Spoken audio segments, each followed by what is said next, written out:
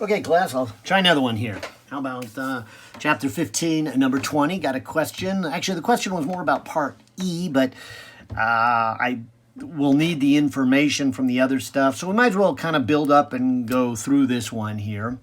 So let's see. It says a 65-kilogram bungee jumper steps off a bridge with a light bungee cord tied to her and to the bridge. And then it says, see the figure.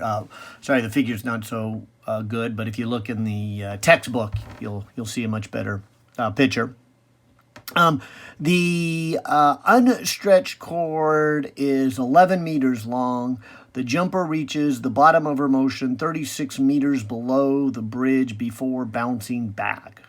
Her motion can be separated to that of 11 meters of free fall and then 25 meters section of simple harmonic motion. So that phrase there, that simple harmonic motion, they're saying that we can treat, the force from the bungee cord as a spring, the Hooke's law, and so, okay, we will. And so we'll just say she's attached to a spring. But there's, I guess, a little different. So if this is maybe the top of the bridge, and so maybe this is her at the beginning with the bungee cord kind of hanging down and coming back up to her ankles, so that when she jumps, the first part of this, and it looks like it's 11 meters, it's free fall. She's just falling because of gravity. I am assuming we can ignore air resistance, and she's just falling with an acceleration of 9.8. Now, once she gets to this 11-meter mark, she then stretches the bungee cord. And I guess it goes for another 25 meters because it says the whole distance is 36 meters. So I'm going to break this into the two pieces, the free fall part, which is 11 meters, and the part that the bungee cord is stretching, what we would call the simple harmonic motion part of the 25 meters. So that's the physical picture that we got to get first. And so as I think you guys heard me say many times, a big part of step one is you got to get a good physical understanding of what's going on. And so in this case, we're going to have to kind of divide everything in part because we got different factors going on, different forces going on between the first 11 meters and the next 25 meters. Okay. Let's see, where was I? Okay, so we finally get to the question, or questions. So A says, for what time interval is she in free fall? Okay, so this is really just a physics 121 problem. And I'll go ahead and call down positive. So if she starts at the top of the bridge at 0 and the free fall part is 11 meters, so that's really kind of my question here. How much time elapses for us before she gets to this position of 11 meters? And presumably she just kind of, starts off and kind of leans forward. She's starting with a 0 velocity. And again, calling down positive, I'm going to put a positive 9.8 for her acceleration. And so grabbing the calculator here, I've got the 11 times the 2, then divided by the 9.8, and then taking the square root of that, and it looks like 1.5 seconds. All right, so the initial part where the bungee cord is essentially doing nothing and, is not contributing at all is just the 1.5 seconds. Then she begins to feel this tug that starts off probably as a small tug because we know, the tug is a Hooke's law, so small distances, small force. So at first there's only a small distance, but as she continues to fall, the distance gets greater, and so the force from the bungee cord gets greater and greater and greater. And eventually it'll be enough to stop her, and in fact by that point it'll snap her back up. It'll be so much force, more than her weight, so she won't just stay there. She'll go flying back up. That's part of the fun part of this ride. Maybe I should put this on my bucket list. This would be cool to do. All right, but B says, using the principle of conservation of energy, find the spring constant of this bungee cord.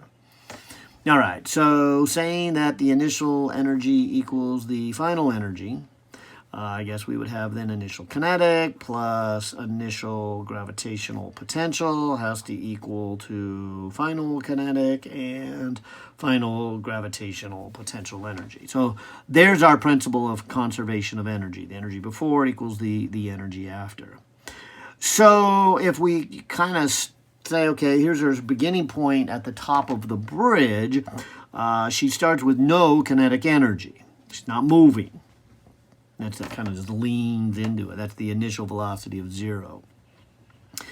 And then we go to calculate her gravitational potential energy. Well, again, we got to have a little review of Physics 121. This is mgy, or mgh, for her initial height. And, of course, initial height is based upon where do you want to call 0. We don't really know where the bottom of this I'll call it a canyon. She jumps off a bridge. I don't know if it's a canyon or a river gorge, but the bottom maybe is somewhere down here somewhere. So I wouldn't suggest we measure things from the bottom of the gorge. We don't know where that is. We can invent a variable and we just make things more complicated. We could also put her starting point as 0, and then she goes down negative. That's fine. We're just dealing with negative numbers. My instinct here is to call her lowest point 0, so that she is starting then, when I go mgy initial, she is starting at a height of 36 meters. That would be kind of my thoughts on it. And they even said her mass, so this would be 65 times 9.8 times 36. So that's her total initial energy. Okay, and then I'll use final as the point that, okay, now she goes all the way down, free fall, then bungee stretches, and then right before she's ready to snap back, let's call that her final position. So her kinetic energy is 0 there also. Oh, my bad. Doing conservation of energy, and I have a spring, so I would need final energy of spring, and I guess technically I would need initial energy of spring, which is 1/2 kx squared. But again, the bungee cord isn't stretched at all, so I didn't even think about it over here in the initial. But see, in the final, she comes to a stop there, so no kinetic energy. She reaches a point of 0, so no gravitational potential. So essentially, all of that energy went where? And it went by stretching this bungee cord. So this is a 1kx squared for the potential energy that's in the bungee cord. And, of course, we need to remember that the bungee cord actually only stretched 25 meters. She fell 36, but, again, the first 11 had nothing to do with stretching of the bungee cord. So that's an important piece to keep in mind. The spring in this problem, the bungee cord, did not stretch 36. She went down 36, but the bungee cord only stretched 25. So the only unknown in this equation is what they're asked for, the spring constant. So again, grabbing my calculator, I go 65 times 9.8 times 36 for this side of the equation. Then multiply by 2, then divide by 25 squared. And so the spring constant is about a 37.4 newtons per meter. So there's the spring constant as they ask for. All right, let's see. We'll see what C is. What is the location of the equilibrium point? So maybe before I go off to page 2 here, just again remind you that the equilibrium point is not all the way down here. She falls to here. She starts to stretch. at first, the force from the spring, the bungee cord, is less than her weight. At some point, they are equal. That's the equilibrium point. That's where the net force is equal to 0, where the force from the spring is pulling you up is equal to gravity pulling you down. But of course, by that point, she's been going faster and faster, not just because of the 11 meters of free fall, but also because of here. Now, of course, the force is getting greater and greater and greater, so her acceleration right before she reaches equilibrium is pretty small, but it's still downward, and so she's still going to go faster. So by the time she gets to equilibrium, she's going pretty fast. That's why she goes past the equilibrium and continues to stretch it. So the bungee cord has a force. All this down here is a force that is greater than her weight. So that's why when she finally does come to a stop, the bungee cord's force is much greater than her weight, and so it's going to snap her back up. And so it's going to be this up and down for a while, and that's going to be the part of the fun ride. Okay, so we're after this location. What is the location of that? Okay, so the key to this problem, again, physics 121 stuff, is that the equilibrium is going to be where the net force is equals to 0. So the force pulling her down is gravity, and the magnitude of the force is kx. Yeah, you could argue that there's negatives in front of here. Okay, then I'll cancel them off. But so this is gravity pulling her down. This is the spring pulling her up. Okay, so if I put in the 65 for her mass and the 9.8, and then the spring constant, which we just solved for, the 73.4, I can find out how much the spring needs to stretch before it puts enough force to equal her weight. So 65 times 9.8 divided by 73.4 means it would stretch 8.68 meters. So if I come back to my picture here, this part is going to be 8.68. That's going to be the equilibrium. And even though she's in simple harmonic motion on that, it's like she's coming back to equilibrium, and then she's going to extend down. So this right here is from equilibrium to her maximum and back. So this is the amplitude. And so I'm kind of curious. We weren't asked for this, but if I go 25 and subtract the 8.68, I get a 16.3. So that's the amplitude of her oscillations. Of course, it's not really going to continue with simple harmonic because it's going to get up here and the spring's going to be gone as she just kind of free falls again. So there's a combination of free fall and simple harmonic here. So it's not purely all simple harmonic motion. But anyways, part of it is. So the part where there's actually tension on the bungee cord, she's in simple harmonic motion. And then the part where there's not tension on the bungee cord, she's in free fall. So we need to keep that in mind. But anyways, I think that was the answer to C. What is the location? Okay. This point can be taken to be the origin in our mathematical description. Yeah, and I probably will do that, depending on what they ask next. D, what is the angular frequency? All right, well, we worked out the angular frequency for springs. Let me not repeat it yet again. But it's the square root of k over m, so this would be the square root of 73.4, and the m is the 65. So square root 73.4 divided by 65, and hit enter, and it looks like I get an angular frequency of 1.06, and this would be in radians per second. Okay. Now I finally get to the crutch of the problem. I think the hardest one is for what time interval is required for the cord to stretch this 25 meters.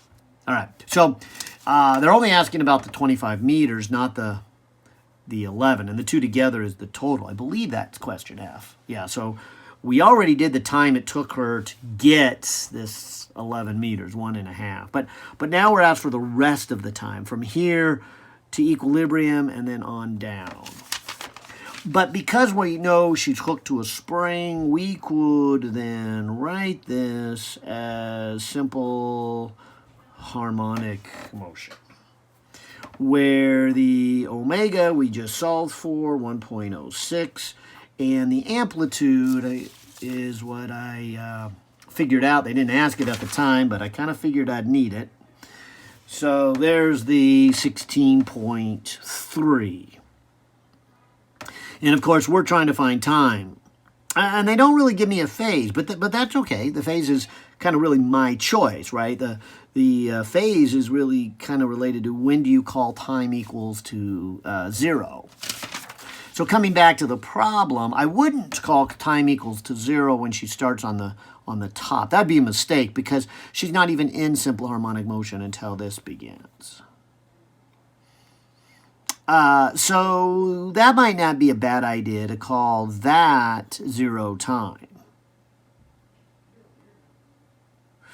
However, I'm not real crazy about it because if you kind of plot this,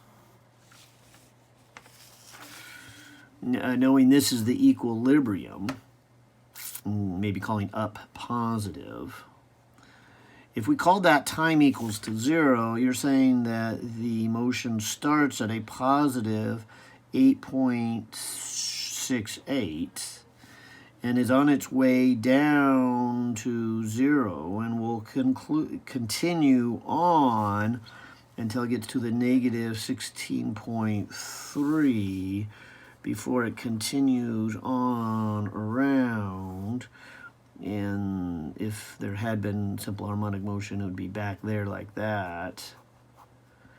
And so that's not purely a sine or a cosine. And so I would need to do some figuring out what the phase angle is. But what would be nice is I would just call time equal to 0, and then I could just find the time when it would be at its negative amplitude.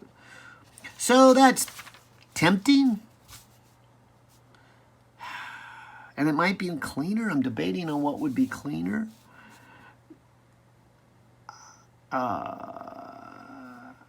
I think it'll be mathematically easier if I avoid the phase. So I'm going to do that. It may not be a little cleaner, but I'm going to do this. Let me call time equals to 0 at equilibrium. You see, if I do that, then this is the position and time. I could say then that the bungee jumper here would go down first and then back up to her equilibrium. So she would go down to a negative 16.3, calling down negative. And then she'd go up. And the truth is she would get back to this height of 8.68 and go into free fall. But if there wasn't a free fall involved, it would continue on like that. See, and then that is the equation of a negative sine function. And knowing that, I won't have to mess with the phase. Although, again, knowing that, I would have to sketch this back to this height of 8.68 and call that maybe time 1. And then she goes down to equilibrium and then all the way down to a negative 16. So I guess I'd call that time 2. And what I need then is what I will call total time, would be the difference between time 2 and time 1. So maybe that's the con of doing it this way, calling time equals to 0, because I got to go forward in time to get when she's at the bottom and backwards in time. But I don't have any phase. Whereas if I call this time equals to 0, I just got one time, but then I got a phase. But I'm going to go this road. I started it. I think it might be a little cleaner. I don't know. Usually trig functions with phases give students a harder time than just saying, hey, there's two different times and subtract one from the other to get the total time. So let me begin, I think, with the easier of the two. Let's find time number 2. And so writing the equation as x equals to a, and then, as we said, a negative sine function without a phase. And so I want to put in an amplitude of 16.3 with the negative sine function, but I want to know when it is at position negative 16.3. And so this would be sine, and the omega was this 1.06 T2. And so when I divide this negative by that negative, and 16 by 16 makes just 1.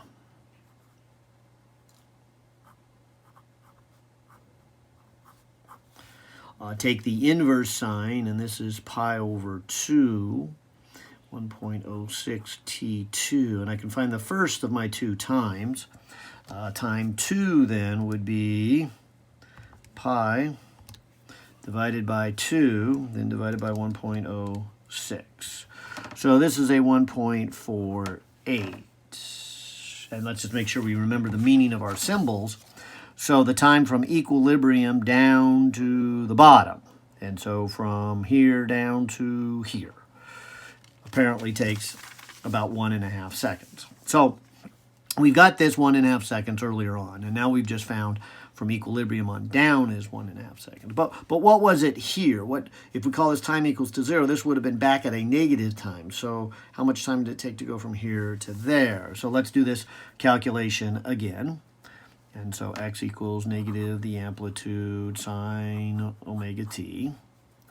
And the amplitude is the 16.3. The angular frequency is 0.106. And I'm looking for time 1. Back to my graph here. I'm looking for the time back with a negative time, back when before she got to equilibrium. And so that time when she's at a position of positive 8.68. So if I take a positive 8.68 and divide it by a negative 16.3, I get a negative 0.533, and that equals the sine of 1.06 T1. And if I take the, let me check what mode I'm in. I think I'm still in radians, good. Okay. So let me take the inverse sine of that last answer. And so this would say negative 0.562 equals 1.06 T1. And so T1 would be a negative 0.530. So the total time, as we mentioned earlier, that is the distance, if you will, between 2 points in space, is you subtract the two. So the time between 2 moments in time, you subtract the two, T2 minus T1. All right, so, or you can take the absolute value and add them. This is what it took it down, this absolute value back, and just add them together. Maybe that would be easier physics, but I'm going to stick to the math I said. So 1.48 minus a negative 0.530. So there's the two negatives that make a positive, and it looks like a 201. So the total time is 201. Back to the picture. From here all the way down to here is 2.01. The first part here is about a half a second, and the last part is about 1.5 seconds. And by the way, the earlier part was 1.5 seconds, which concludes this problem because F says that, okay, so what is the total time of this total drop?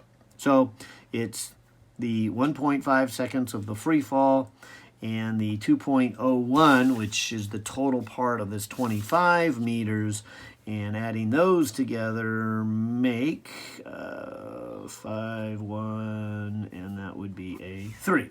Yay! So 3.5 seconds for the ride, although, well, that's not the whole ride because you're going to snap back up and bounce a few times, but at least that first part is 3.5 seconds. All right, hope that made sense.